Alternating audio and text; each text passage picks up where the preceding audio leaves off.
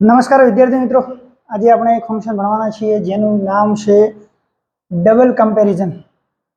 હવે આ નામ સાંભળતા તમને એમ તો થશે કે કમ્પેરિઝન તો સાહેબ સાંભળી લીધું, ડબલ કમ્પેરિઝન શું છે? તો કે કમ્પેરિઝન તમે સાંભળી લીધું, ઓકે. તો કમ્પેરિઝન શું છે એ પહેલા કહી દો. તો કે સાહેબ કમ્પેરિઝન એટલે સરખામણી કરવી. કમ્પેરિઝન એટલે સરખામણી કરવી, અથવા તો તમે એમ કહેશો કે સાહેબ કમ્પેરિઝન એટલે તુલના કરવી. ઓકે, સાચા છો તમે? કે ભાઈ કોઈ પણ વસ્તુની, વ્યક્તિની, સ્થળની આપણે તુલના કરીએ, સરખામણી કરીએ તો એને કમ્પેરિઝન કહેવાય. ઓકે. હવે અહીંયા તમને શબ્દ આપ્યો ડબલ. ડબલનો મતલબ શું થાય? તો કે સાહેબ બે વાર અથવા તો બે વખત. થાય કે ના થાય? ડબલ એટલે બે વાર અથવા તો બે વખત. તો કે બે વખત સરખામણી કરવાની અથવા તો બે વખત તુલના કરવાની. બસ આટલું સિમ્પલ છે કે જે પણ વચ્ચે તુલના કરવામાં આવી હોય એ ડબલ વખત થશે. કે સાહેબ ડબલ વખત કેવી રીતે થશે, બે વખત કેવી રીતે થશે? તો જોઈએ, જુઓ અહીંયા એક તમને સરળ ભાષામાં સમજાવ્યું છે કે જેટલું વધારે તેટલું વધારે. આવી એક રચના આવી શકે કે ભાઈ જેટલું વધારે અહીંયા એક પદાર્થ હોય તેટલું વધારે અહીંયા બીજો પદાર્થ. તો અહીંયા તમે જો એક વખત કમ્પેરિઝન, અહીંયા બે વખત કમ્પેરિઝન, ડબલ વખત થઈ ગઈ. જેટલું ઓછું તેટલું ઓછું. અહીંયા કોઈક વસ્તુ એક ઓછી હશે, એટલી ને એટલી અહીંયા બીજી વસ્તુ ઓછી હશે. તો એક વખત અહીંયા કમ્પેરિઝન થયું, એક વખત અહીંયા કમ્પેરિઝન થયું. કેવી રીતે બતાવું? ચલો જોઈએ આગળ. તો કેવી રીતે છે જો વાક્ય રચના કેવી રીતે બને આની? તો કે સાહેબ આના કીવર્ડ્સ, તો કે કીવર્ડ્સ તમે જોઈ લ્યો. અહીંયા આ ઇમ્પોર્ટન્ટ છે, ધ. શું ઇમ્પોર્ટન્ટ છે? ધ. ધ આવશે, પછી તમે જો ઓછું હશે તો લેસ આવશે, ધ લેસ, અને વધારે હશે તો મોર આવશે. ધ લેસ અથવા તો ધ મોર, પણ ધ કમ્પલસરી છે. પછી સબ્જેક્ટ આવશે, વિષય, સોરી સબ્જેક્ટ એટલે કર્તા, જેમ કે આઈ, વી, યુ, હી, સી, ઇટ, દે, આ બધું આવશે. પછી આપણું ક્રિયાપદ આવશે. શું આવશે? ક્રિયાપદ. અને ક્રિયાપદ આપણું મૂળ સ્વરૂપ આવશે અને એને બે વખત કરવાનું છે, એટલે કે ધ લેસ સબ્જેક્ટ V1, એવું ને એવું આગળ ફરીથી the less subject V1. Same to same. જો લેસ અને મોર શબ્દ ના આવે તો પછી ધ પછી કોઈ પણ એડજેક્ટિવ આવશે જેને ER લાગશે. કમ્પેરિઝન કરવાનું છે એટલે ER લાગશે.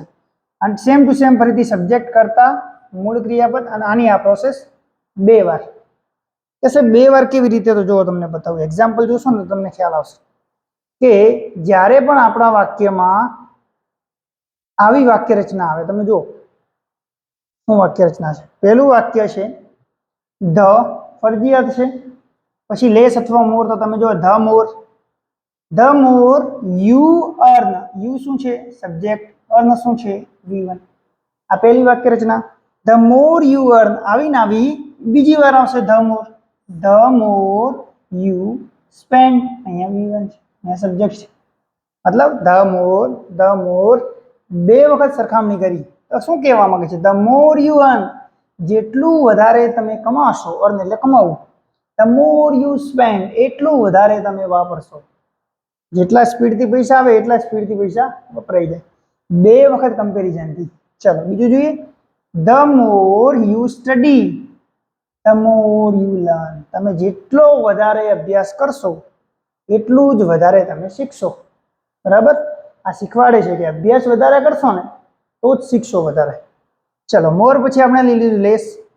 The less you pay, the less you get. જો ધ લેસ ડબલ વખત કમ્પેરિઝન. તો કે જેટલું ઓછું તમે પે કરશો, પેમેન્ટ જેટલું ઓછું કરશો, ચૂકવશો, એટલું ઓછું તમને મળશે. વધારે ચૂકવશો તો વધારે મળશે. બે વખત કમ્પેરિઝન. ધ મોર ને ધ લેસ ના એક્ઝામ્પલ જોઈએ. હવે આપણે પેલા બીજાના એક્ઝામ્પલ જોઈએ કે ધ ફાસ્ટર, જો ફાસ્ટ એડજેક્ટિવ છે એને ER લાગ્યું. એવું ને એવું બીજી જગ્યાએ છે, તો ધ અર્લિયર, અર્લી અને એને IER લાગ્યું. તો એડજેક્ટિવ આયા બે, પણ ડબલ વખત કમ્પેરિઝન આવશે. ધ કમ્પલસરી આવશે. બરાબર? ધ ફાસ્ટર યુ વોક, જેટલા ઝડપથી તમે ચાલશો, ધ અર્લિયર યુ રીચ, એટલા ઝડપથી તમે પહોંચશો. રીચ એટલે પહોંચવું. ધ હાર્ડર યુ વર્ક, જેટલી સખત મહેનત તમે કરશો, ધ મોર યુ અચીવ, એટલું તમને વધારે પ્રાપ્ત થશે. એટલે કે જેટલી વધારે મહેનત એટલી વધારે સફળતા, એટલી વધારે અચીવમેન્ટ. તો આ ડબલ કમ્પેરિઝન છે. કમ્પેરિઝનમાં નથી આવતું. કમ્પેરિઝનમાં તો આપણે as so as, er than, more than, the most, the EST આ બધું આવે. આના અંદર અલગ છે, ધ મોર આવે, ધ મોર, બરાબર, ધ લેસ, ધ પછી એડજેક્ટિવ ER, ધ પછી એડજેક્ટિવ ER, મતલબ કે બે વખત વાક્યમાં સરખામણી થાય તો આપણે એને ડબલ કમ્પેરિઝન કહીશું. શું કહીશું? Double comparison. ખ્યાલ આવ્યો? તો આ એક નાનકડું ફંક્શન છે ડબલ કમ્પેરિઝન. આઈ હોપ તમને ખ્યાલ આવી ગયો હશે, બરાબર. અને સરસ મજાનું છે, એને વ્યવસ્થિત રીતે તૈયાર કરજો જેથી કરી અને ફંક્શનના આપણને એકે માર્ક્સ કપાય. ઓકે, ધન્યવાદ.